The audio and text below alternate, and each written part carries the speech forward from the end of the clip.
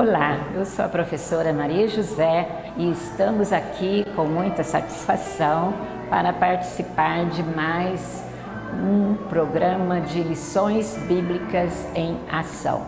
Como sabemos, é um projeto do nosso pastor presidente para fazer chegar até os nossos professores, principalmente de adultos, mais um subsídio da lição que vai ser apresentada no domingo. Como os nossos companheiros professores já têm falado, nós estamos estudando neste trimestre o tema geral que fala Aviva a tua obra. Aviva a tua obra é o chamado das Escrituras ao quebrantamento e ao poder. Quebrantamento, o que é um coração quebrantado? É um coração que faz crescer Cristo em nós e diminuir o nosso eu, diminuição do nosso eu, e para que Cristo possa crescer em nós. Somente assim podemos atender ao chamado do avivamento em nossas vidas, entender o poder de Deus em nossa vida. Hoje é muito comum as pessoas querer ter espiritualidade e não uma vida espiritual compromissada. Pessoas querem estar ligadas a uma igreja, mas não querem ter compromisso do crescimento espiritual. E nesta lição de hoje nós vamos estudar o avivamento no ministério de Pedro. Sabemos que Pedro foi um apóstolo assim muito conhecido no Novo Testamento. Até as crianças gravam com facilidade o nome de Pedro através da música.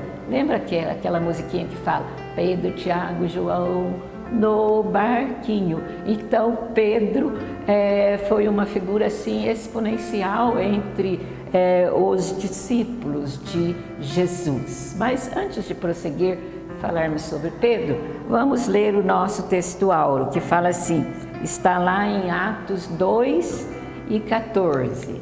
Fala assim: Pedro, porém, pondo-se em pé com os 11, levantou a sua voz e disse-lhes: varões judeus e todos os que habitais em Jerusalém, seja-vos isso notório e escutais as minhas palavras. Atos 2:14.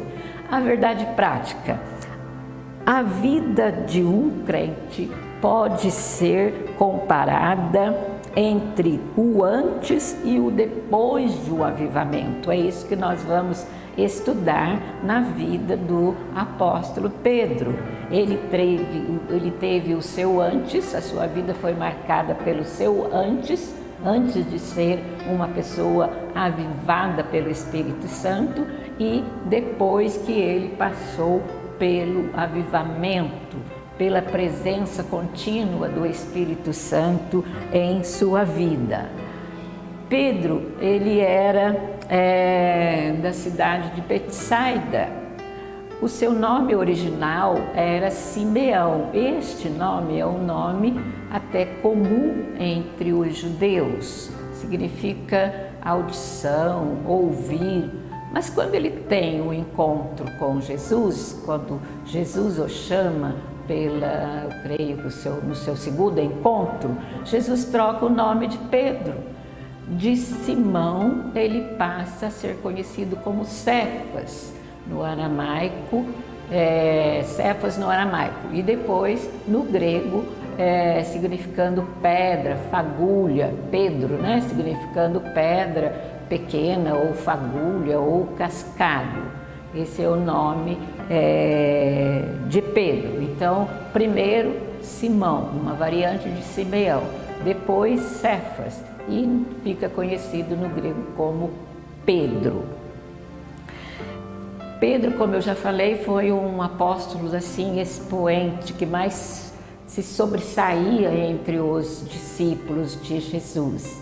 Ele falava mais, ele perguntava mais, ele sempre tomava a iniciativa de alguma coisa. Mas Pedro tinha um temperamento assim forte, né? Um caráter temperamental. Mas apesar disso, ele participava do círculo íntimo de Jesus, juntamente com Pedro, Tiago e João. Por isso aquela musiquinha, Pedro, Tiago e João.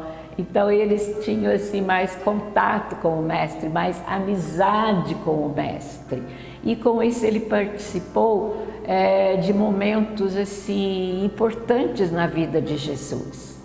Por exemplo, ele participou da ressurreição da filha de Jairo.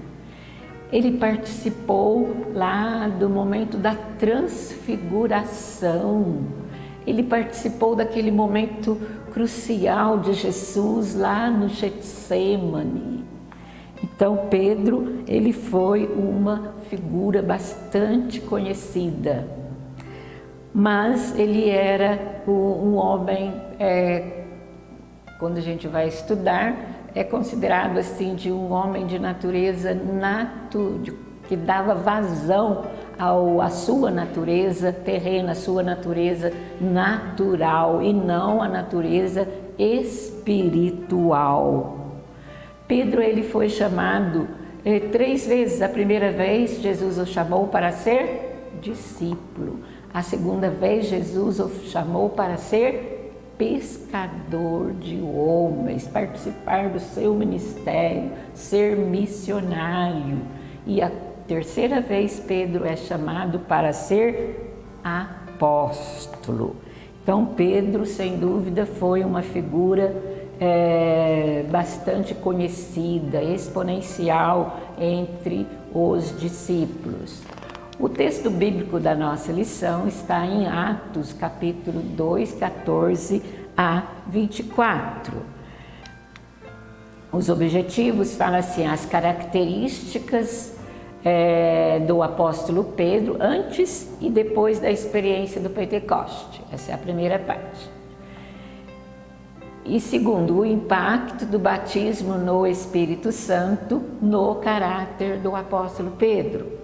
A importância do avivamento espiritual para a igreja dos dias atuais, mediante a experiência do batismo no Espírito Santo. Então, estes são os objetivos da nossa lição, que vão nortear as ideias que iremos comentar aqui. A introdução vai falar do protagonismo do apóstolo Pedro. É isso que eu acabei de falar. Pedro, que é um personagem protagonista? É o personagem que tem o papel principal em determinada apresentação, né? Em determinada situação, por exemplo, em teatro, em filmes, até em novelas, sempre tem um personagem protagonista, um personagem que se solta mais, justamente pela característica de Pedro, ser mais falante, ser mais assim impetuoso nas tomadas de atitude. Então nós temos Pedro antes do batismo com o Espírito Santo, que ele se apresenta como uma pessoa impulsiva, impetuosa. O que é uma pessoa impulsiva? É pensar ou ver uma coisa e já tomar a sua decisão ou começar a agir sem a participação dos demais companheiros. Pedro era impetuoso, era uma pessoa para já, não tinha o depois, né? Então ele fazia as coisas de modo impulsivo, levado pela circunstância, como o homem impossível. Por exemplo, Jesus andando sobre o mar, eles nem sabiam que era Jesus, e Pedro logo já tomou a iniciativa: mestre, se for você, manda que eu vá ter contigo. impetuoso. Quando os soldados lá no jardim do Getsemane foram prender Jesus, ele imediatamente já puxou da espada e cortou a orelha lá do integrante das autoridades, né, dos soldados integrantes. Então, esse caráter impulsivo, esse caráter impetuoso de Pedro. Pedro era um homem voluntarioso. O que é ser voluntarioso? É agir com a sua própria vontade, né? Então, lá em Lucas 22 e 32, podemos até ler rapidinho. Lucas 22,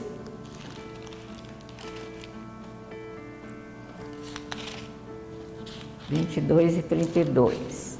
Vai falar assim, Jesus fala assim acerca de Pedro, dentro da sua característica voluntariosa, de homem voluntarioso, que age conforme a sua própria vontade. Jesus fala assim: e na verdade o Filho do Homem vai segundo o que está determinado, mas ai daquele... Peraí, estou lendo trocado. 32. Mas eu roguei por ti quem? Pedro. Eu roguei por ti, Pedro, para que a tua fé não desfaleça, e tu, quando te converteres, confirma teus irmãos. Então é por isso que Pedro agia de modo impulsivo e impetuoso. Ele ainda não era convertido. Jesus falou: quando te converteres, fortaleça a fé dos seus irmãos, né? Ajude seus irmãos. E da terceira característica, Pedro era um homem débil espiritualmente. O que é ser débil espiritualmente?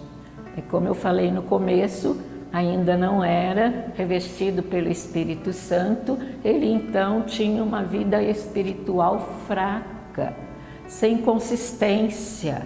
Veja o que diz Mateus 16 e 23. Mateus 16 e 23. Fala assim: ele, porém, voltando-se, disse a Pedro: para trás de mim, Satanás, que me serves de escândalo, porque não compreendes as coisas que são de Deus, mas só as que são dos homens. Isso mostra-nos então que Pedro dava vazão ao seu homem carnal e não ao espiritual. Pedro ainda não conhecia a verdadeira sabedoria, que é a sabedoria que vem do alto. Pedro, então, por não ser convertido, ele dava vazão à sua natureza carnal. A segunda fase da vida de Pedro, depois do batismo no Espírito Santo. Então, antes do batismo no Espírito Santo, Pedro era um homem que dava vazão à sua natureza carnal. Depois do batismo com o Espírito Santo, Pedro se torna um homem cheio de unção e revestido do poder de Deus. Esse é o avivamento em nossa vida. Então não adianta você querer servir a Deus, querer fazer a obra de Deus, mas não buscar um revestimento do Espírito Santo. Vamos passar aqui. Certa vez, Jesus estava numa região chamada Cesareia de Filipe, que fica mais ou menos 240 quilômetros de Jerusalém. E nós tivemos o privilégio de estar nesta região. É uma região onde tem uma das 4 nascentes do Rio Jordão e que vem do Monte Hermon, essas águas. Essa foto aqui da direita mostra a penúltima montanha antes do Monte Hermon. Depois dessa cadeia de montanhas já é o Monte Hermon. Por isso as águas passam por essa montanha e surge uma das nascentes do Rio Jordão. Então, Jesus estava nessa região chamada Cesareia de Filipe. E Jesus resolve perguntar aos seus discípulos qual é a sua identidade entre as pessoas? Como as pessoas identificavam Jesus? E uns falavam: mestre, tu és Elias, tu és um de nossos profetas. E Pedro, ele tomando a palavra, lembra que nós falamos no início que Pedro era sempre aquele que tomava atitude, que falava mais, que respondia?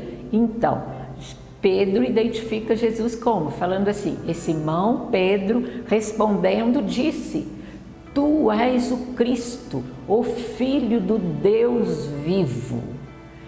E Jesus elogiou essa atitude de Pedro e fala: bem-aventurado és tu, Simão Bar-Jonas. Eu não falei no começo, mas o pai de Pedro chamava Jonas. Então, Simão Bar-Jonas, filho de Jonas, porque Bar vem de bem, em hebraico é filho. Então, Simão, filho de Jonas. Porque não foi a carne e sangue quem te revelou, mas meu Pai que está nos céus. Eu creio que Pedro até sentiu assim um tanto lisonjeado com essa resposta do mestre. Mas nós estamos falando sobre as atitudes contrastantes de Pedro antes do Pentecoste. Ele identifica Jesus como Filho de Deus, recebe até uma resposta elogiável do mestre, mas em seguida acontece o contrário.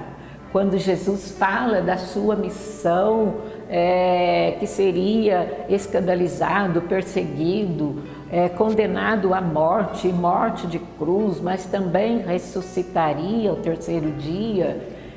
E Pedro olha para Jesus e procura dissuadi-lo dessa ideia. Ele falou: mestre, por que se flagelar assim? Desiste disso. E Jesus, percebendo que o espírito de Satanás agia através de Pedro para desencorajá-lo da cruz. E Jesus fala para Pedro: para trás de mim, Satanás, que me serves de escândalo, que não compreende as coisas que são de Deus, mas só as coisas que são dos homens. Então, Pedro, antes do Pentecoste, ele agia dentro da sua natureza carnal, não era ainda um homem espiritual, não conhecia a verdadeira sabedoria que vem do alto. E Jesus fala também da sua prisão, da sua ressurreição. E Pedro, muito depressa, afirma: eu não vou escandalizar, mestre, de você. Eu nunca me escandalizarei, ainda que seja necessário morrer contigo, eu não vou negar. E agora Jesus fala, Jesus adverte Pedro: Pedro, nesta mesma noite, antes que o galo cante, 3 vezes me negarás. Vai notando o contraste aí na vida do apóstolo Pedro, antes dele ser revestido com o poder de Deus, com o Espírito Santo, com o avivamento. E agora nós vamos ver se Pedro realmente não nega Jesus, não escandaliza Jesus. O que aconteceu? Pedro nega 3 vezes Jesus, porque Pedro dava vazão à sua vontade. Pedro agia conforme a sua natureza carnal. E Pedro nega Jesus, dizendo a primeira vez, estava lá no palácio de Caifás. E Jesus sendo interrogado, sendo condenado ali. E sai uma criada e diz que Pedro estava com Jesus. E ele fala: não, eu não entendo o que você fala. Primeira vez. Na segunda vez sai outra, tem texto que fala que são 2 criadas, que fala que viu, que sabe que Pedro pertence à comitiva de Jesus. Ele é galileu, né? O seu perfil, o seu falar de galileu mostra que ele fazia parte da comitiva de Jesus. E Pedro nega, dizendo não conhecer de quem a criada estava falando. Segunda vez. E quando Jesus ali está sendo condenado à cruz e que um grupo de pessoas reconhece que Pedro é realmente galileu e que pertence à comitiva de Jesus, Pedro nega. Pedro fala assim, ele finge-se de louco, ele pragueja, ele jura e diz que não conhecer Jesus. Fica assim totalmente desequilibrado, totalmente inseguro. Agora eu creio que nem ele sabe onde está, como está a sua vontade ou não, ele está totalmente desnorteado. E ele finge-se de louco e começa a praguejar Jesus. E depois o que acontece? O galo canta. Pedro chora amargamente. Ele lembrou-se das palavras de Jesus. Mas veja bem, ele não só lembra das palavras de Jesus, mas o olhar de Jesus para ele. Eu acho que este momento foi o momento mais crucial da vida de Pedro. Podemos até ler Lucas 22, de 60 a 62, e vai falar assim, 60 a 62, que fala assim, Lucas 22, 60, 62. É Lucas, eu estou lendo Mateus, meu Deus, peraí. Lucas, eu estou falando do olhar de Jesus. Foi o momento que eu acho que foi mais crucial na vida do apóstolo Pedro. Fala assim, e virando-se o Senhor, olhou para Pedro, e Pedro lembrou-se das palavras do Senhor, conforme lhe havia dito: Pedro, antes que o galo cante, hoje me negarás 3 vezes. E aquele olhar de Jesus sobre Pedro, eu creio que não foi um olhar de condenação, mas foi um olhar de misericórdia. Jesus olhou para Pedro, ó homem carnal, ó homem que não entende as coisas de Deus, ó homem que age segundo a sua vontade, segundo o seu ímpeto. Foi um olhar de misericórdia. Tanto é que Pedro, lá na sua primeira carta, ele escreve: bendito seja o Pai de nosso Senhor Jesus Cristo, que segundo a sua grande misericórdia nos salvou para uma viva esperança. Isso doeu muito em Pedro, doeu muito, mas o transformou. A real conversão de Pedro se dá neste momento. Ele chora, ele enfrenta o olhar de Jesus, mas Jesus não desanimou de Pedro, não desamparou Pedro. Ele falou: mas ide e dizei a seus discípulos e a Pedro, quando as mulheres vão ao sepulcro. Ele disse, o anjo diz às mulheres: ide, anunciai que Jesus ressuscitou. E especificamente a Pedro. Olha o acolhimento de Jesus. E depois Pedro enfrenta mais uma vez lá na Galileia, quando Jesus ressuscitado começa a aparecer aos seus discípulos. Jesus chama Pedro e fala: Simão Pedro, ou seja, Simão, filho de Jonas, amas-me? Como filhos de Jonas, como filho de Jonas, como homem simples, como homem carnal, como homem que dá vazão à sua própria vontade. Pedro, você me ama?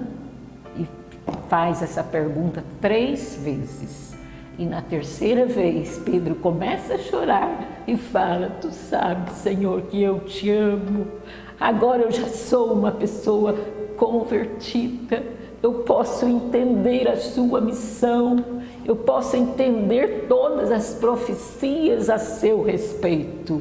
E naquele momento, Pedro se torna uma pessoa espiritual, uma pessoa crente em Jesus.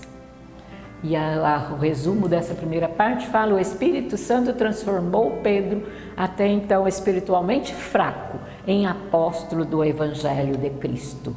A segunda parte vai nos mostrar a reunião das pessoas no cenáculo. Pedro, entre as 120 pessoas, ele toma ali a iniciativa de nomear alguém, juntamente com o grupo. Eles oram e vão tomar a iniciativa, esperar a resposta de Deus a respeito da escolha do discípulo que vai substituir Matias, que vai substituir Judas, né, que se enforcou. Então eles oram a Deus, pedem a direção de Deus para indicar a pessoa que vai substituir Judas. Então, de uma certa maneira, ele lidera aquele grupo de 120 pessoas. E ele, quem sabe, teve a sua contribuição para que aquele grupo ficasse ali no cenáculo, reunido conforme a ordem de Jesus, que era para ficar em Jerusalém até que do alto elas fossem revestidas de poder. E quando acontece isso, Pedro é imerso no Espírito Santo juntamente com os demais.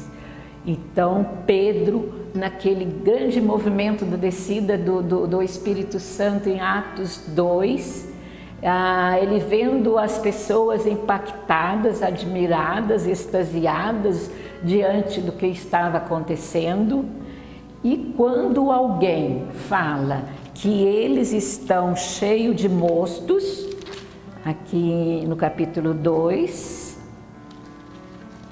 a descida do Espírito Santo, verso 13, fala assim: umas estavam suspensas, impactadas, não sabiam o que dizer, não sabiam explicar o que estava acontecendo, mas outros zombavam, dizendo: estão cheios de mostos. E quando Pedro vê alguém agredindo a operação de Deus, a operação do Espírito Santo, ele toma a palavra. Neste momento a gente lembra do rei Davi, quando o gigante Elias ataca o seu Deus. Então ele se prontifica a lutar com aquele gigante. E assim o gigante Pedro, quando vê alguém blasfemando contra o Espírito Santo, a ação do Espírito Santo, falando que eles estavam cheios de moço, ele toma a palavra. Ele se dirige aos judeus e a todos os que moram em Jerusalém, ou todos os que estavam presentes em Jerusalém. Explica aquela situação. E no seu segunda parte do discurso, ele se dirige especificamente aos judeus.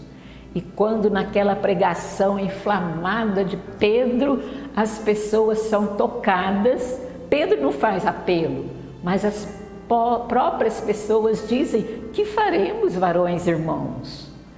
E Pedro, o que Pedro fala lá em Atos 2, 37, 38? Pedro 37, 38 vai falar: que faremos, varões irmãos? 38, e disse-lhe Pedro: arrependei-vos e cada um de vós seja batizado em nome de Jesus para perdão dos pecados, e recebereis o dom do Espírito Santo. E qual foi o resultado? Quase 3.000 almas se convertem a Jesus naquele momento, porque um homem cheio do Espírito Santo, um homem avivado, agora na sua natureza espiritual, cheia do poder de Deus, prega e as pessoas se convertem. É assim a obra de Deus. Quer fazer a obra de Deus? Busque renovação do Espírito Santo. Caso contrário, as suas palavras serão vazias e não têm efeito. Mas a pregação de Pedro, quase na primeira pregação, quase 3.000 almas se agregam à igreja. Este é o cenáculo. O cenáculo era mais ou menos assim. Nós tivemos em Jerusalém dois cenáculos, que em Jerusalém tem mais de um cenáculo, mas essa foto aí diz que foi o cenáculo da descida do Espírito Santo. Então é um salão com essas artes aí, parece góticas, né? Mas não são. Então foi num lugar assim que o Espírito Santo desceu sobre os apóstolos que estavam ali reunidos. E cheio do Espírito Santo, Pedro se dirige ao templo e ali está um coxo. Ele não dá esmola. O paralítico pede a esmola, mas Pedro não lhe dá esmola. Ele fala assim, ele ordena aquele paralítico que se levantasse e andasse em nome de Jesus.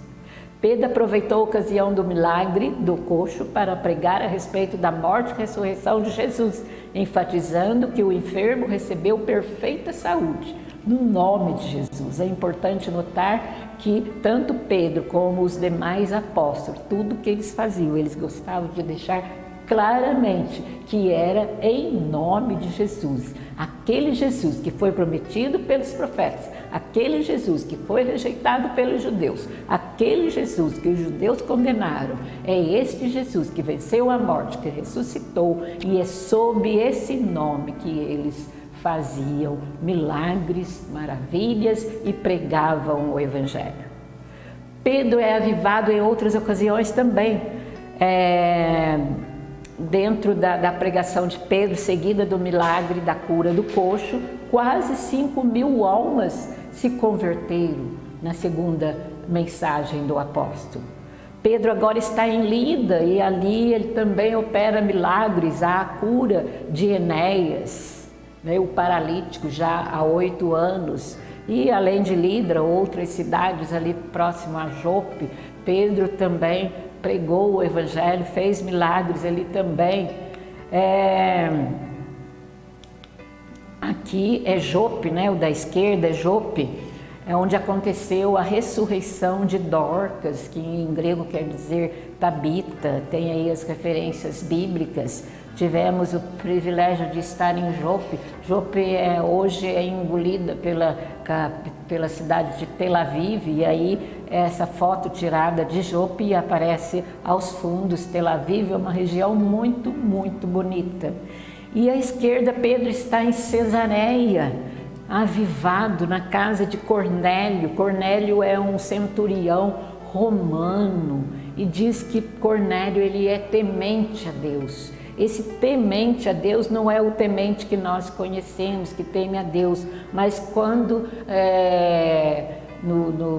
entre os judeus fala-se temente, é a pessoa que aceita o judaísmo, mas não pratica aqueles rituais do judaísmo, apenas apoia o judaísmo. É isso que Cornélio era, um homem temente. E Pedro segundo a direção do Espírito Santo que ele teve em Jope, o Espírito Santo manda que ele vá até Cesareia e pregue ali o Evangelho.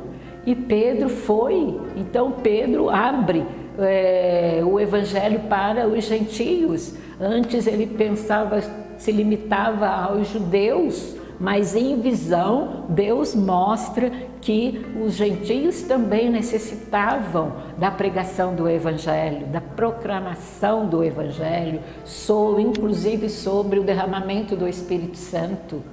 E Pedro está ali falando com Cornélio quando o Espírito Santo desce sobre aquelas pessoas, e aquelas pessoas são batizadas. E com a mensagem de Pedro, o Evangelho cresce na região ali da Galileia, Ele agora está em Cesareia. Também uma cidade muito bonita que tivemos o prazer de conhecer. Esse anfiteatro aí hoje tem capacidade para 15.000 pessoas. E vamos então à sinopse dessa segunda parte. O avivamento do Espírito Santo na vida de Pedro foi notório em muitas ocasiões. Muitos milagres Pedro fez, muitas curas, proclamou o Evangelho, porque agora ele era um homem revestido do poder de Deus, avivado no Espírito Santo. A terceira parte vai falar a igreja de hoje e o avivamento de Pentecoste. Porque é necessário que a igreja seja avivada. A igreja tem que sentir necessidade de buscar o avivamento. O avivamento traz crescimento espiritual, traz mudança de vida, torna a pessoa apática numa pessoa ativa espiritualmente. Então é necessário da igreja buscar continuamente o derramamento do Espírito Santo. Isso vai fazer com que a igreja persevere na fé, na doutrina, na comunhão, desde que estejam todos reunidos no mesmo lugar. O que quer dizer isso? Mesma fé, mesma doutrina, mesma comunhão. Então não há como Deus deixar de abençoar quando a igreja age assim. A igreja precisa estar avivada. Por quê? Porque vivemos tempos difíceis, tempos trabalhosos, onde a iniquidade se multiplica cada dia. E isso é visível aos nossos olhos, está aí para todos, todos os dias nós estamos vendo isso, a multiplicação do mal, a irresponsabilidade das pessoas, o não querer compromisso nenhum com Deus, o esfriamento do amor. Como eu falei no começo, as pessoas querem espiritualidade, mas não uma vida de compromisso a Deus. E só através de contínua busca do avivamento nós podemos vencer esses dias trabalhosos. Se você quer saber tudo o que está acontecendo, tudo que acontece nesses dias trabalhosos, leia lá na segunda carta de Paulo a Timóteo, todo o capítulo 3. É tempo de pregação ostensiva do Evangelho. Só o Espírito Santo coloca em nós compreensão e força para pregarmos o Evangelho e pregarmos com resultado. A viva esperança. Qual é a viva esperança? O apóstolo Pedro falou que Jesus nos gerou de novo para uma viva esperança. E essa viva esperança é a manifestação de Jesus. E o próprio apóstolo Pedro fala que quando nós pensamos na manifestação de Jesus, isso provoca em nós crentes um gozo inefável. E Jesus vai voltar. É promessa. Jesus falou sobre isso. Não vamos ler devido ao tempo, mas Mateus 24:36, João 14:3, Pedro 3, a segunda carta de Pedro 3:9, leia lá. Arrebatamento da igreja é promessa de Deus. Então vai acontecer. E alerte seus alunos que estamos vivendo os últimos dias e dias trabalhosos. E temos que buscar a presença do Espírito Santo em nossa vida. Amém? Vamos para a sinopse do tópico 3. O avivamento espiritual é uma necessidade imediata da igreja que guarda esperançosa pelo grande dia do arrebatamento. E vamos então à nossa conclusão. Vamos concluir então falando que o ministério do apóstolo Pedro mudou completamente quando ele foi revestido do poder de Deus. De homem impulsivo e voluntarioso, de homem que agia segundo a sua própria vontade, de homem que não media circunstâncias para agir. Agora, Pedro é um homem cheio da graça de Deus. Pedro é um homem cheio de unção, cheio de sabedoria e de poder de Deus. E agora ele consegue cumprir a sua missão.